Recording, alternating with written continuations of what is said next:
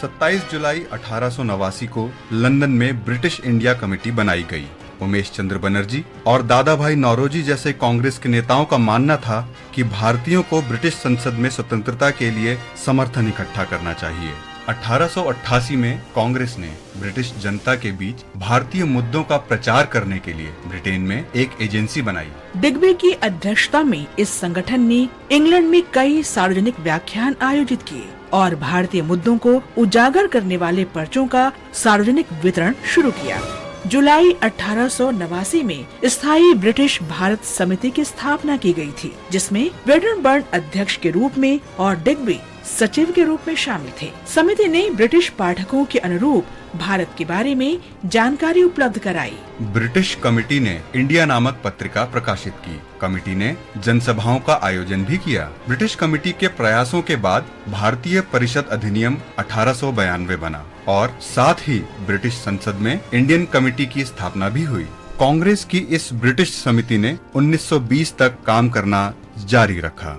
27 जुलाई को कल्पना दत्ता की भी जयंती है। उनका जन्म 1913 में चटगांव में हुआ था, जो अब बांग्लादेश में है। वो खुदीराम बोस की शहादत से प्रेरित थीं।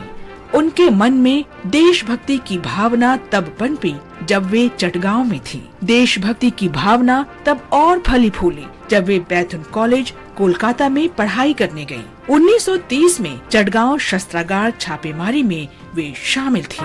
कल्पना दत्ता मास्टरदा सूर्यसेन के क्रांतिकारी समूह की सदस्य थीं, जिन्होंने प्रीतिलता वड्डेदार के काम को आगे बढ़ाया। वे छात्री संघ की सदस्य भी थीं। उन्होंने पहाड़ टोली क्लब को जलाने का पहला प्रयास किया था।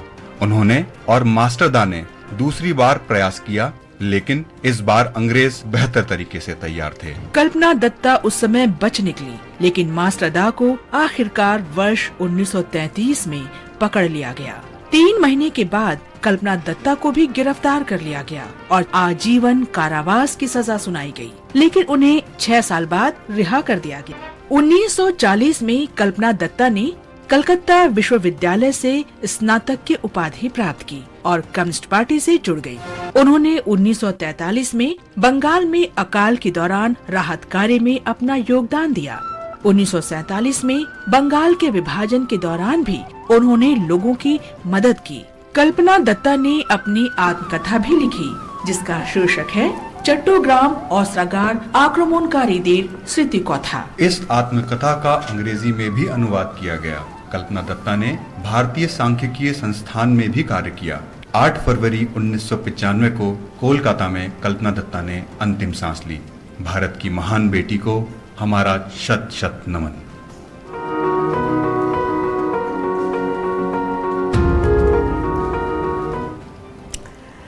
तो नया सवेरा के इस अंक में आज बस इतना ही, लेकिन जाने से